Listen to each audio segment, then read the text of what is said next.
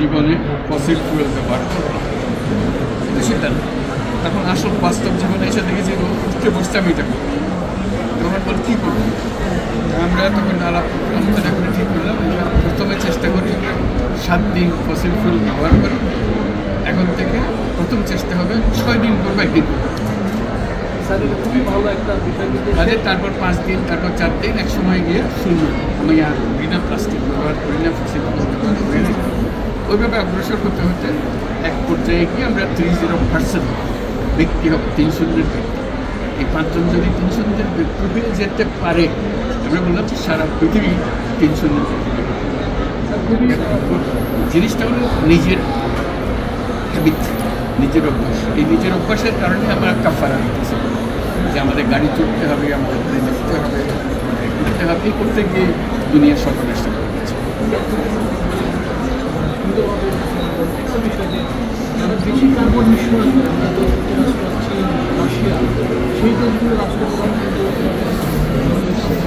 হয় না, যাদের কাছ থেকে আমাদের বেশি অর্থ পাওয়ার কথা, বেশি তারাই সেই দেশের রাষ্ট্রপ্রধানরাই যুক্ত করবে।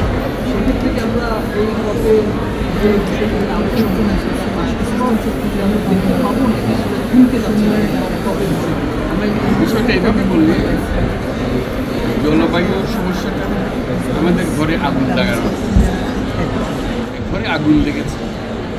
এখন ঘরে আগুন লেগেছে, এটা বড় লোকের ঘরে চলছে না গরিব লোকের ঘর, সেটা তো না, ঘর একটাই। এই পৃথিবী পড়ে গেলে সেখানে ধনী দেশ গরিব, যে তাদেরকে সেই সতর্কতাটা দেওয়া, এটা ঘর একটা, পৃথিবী একটা। তুমি মনে করো না যে তুমি দুনিয়ার মধ্যে বেঁচে থাকবে আর গরিবগুলো শূন্য হয়ে যাবে, তাই এই আগুনে সবাইকে এগিয়ে আসতে, এটাই হচ্ছে ওদের তরুণরাও কিন্তু বিরাট পরিবর্তনের সম্ভাবনার সৃষ্টি করছে। যে আমরা বলছি যে তরুণদের যদি আমরা উদ্বুদ্ধ করতে পারি, তাহলে হয়তো ভবিষ্যৎ তাড়াতাড়ি আমরা সৃষ্টি করতে পারি। সেই তরুণদের আমরা বিশেষ করে আকর্ষণ করছি। তারা তাদের জীবন দেখতে চায় যে হ্যাঁ এটা সেফ একটা জীবন। আমাদের তো জীবন শেষ, কাজে আমাদের কিছু পরোয়া নাই, এই কয়েকদিন এমনি চলে যাবে, কিন্তু তারটা হলো পুরো জীবন করে আছে। তারা এই শেষ পর্যন্ত তাদের ছেলে মেয়েকে এই জগতে বসবাস করতে পারবে না, তার জীবনের এই পৃথিবী শেষ করবে। এই পৃথিবীর মেয়াদ বেশি দিন নাই, আর এটাই হলো বিষয়। এই মেয়াদটা যাতে আমরা বাড়াতে পারি। এখন পর্যন্ত বিশ্ব কয়েকজন নেতার সাথে আপনি কথা বলছেন, কি মনোভাব আসলে তারাও বোঝে, তারা বোঝে না যে তাদের দেশে এই যে গ্রিন পার্টির সৃষ্টি হলো, কবে সৃষ্টি হলো? বলতে আন্দোলন শুরু করেছে বলে এটা এই গ্রিন পার্টির কথা মনে করছে পাগল ছাগল কত বলে জলবায়ু নিয়ে কথা বলে তারা পাগল মনে করছে। এই পাগলামি করতে করতে করতে করতে এখন এটা পলিটিক্যাল পার্টি এই পলিটিক্যাল পার্টি কিচ্ছু হবে না। শেষে তারা পার্লামেন্টে আসবে, তারা গভর্নমেন্ট ফর্মে গেল। কাজে এটা যে প্রসার হয়, এটা তো অতীত ইতিহাস তো আছে। তারপরে এখন যেগুলো তরুণ সমাজে গেলে বিষয়টা পরিষ্কারভাবে দেখা যাচ্ছে, তারা ভেরি মাচ, কিন্তু এটা কোনো ট্রান্সলেটেড হচ্ছে। আমরা এখন পুরনো ধাঁচের জগতে বাস করছি। এইবারে শেষ করিয়ে দেবো। প্যারিস জলবায়ু চুক্তি হওয়ার পরে সেখান থেকে কিন্তু যুক্তরাষ্ট্রের প্রেসিডেন্ট ডোনাল্ড ট্রাম্প বের হয়ে গেছে, এবার আবার নতুনভাবে তিনি কিন্তু এসছেন। সেক্ষেত্রে প্যারিস যে চুক্তি সেটা কিন্তু এখন পর্যন্ত বাস্তবায়ন হয়নি।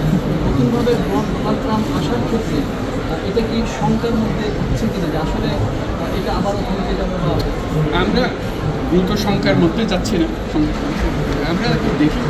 আমি একটু আগে বলছিলাম যে আমরা ডোনাল্ড ট্রাম্প 1.0 দেখেছি, তার স্বভাব চরিত্র আর কথাবার্তা চলেছে। আমরা ট্রাম্প 2.0 দেখিনি।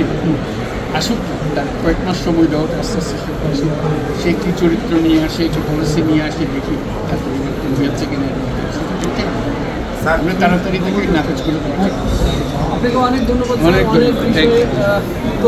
Thank you sir. Last Anna sir, আমাদের যে গল্প করার জন্য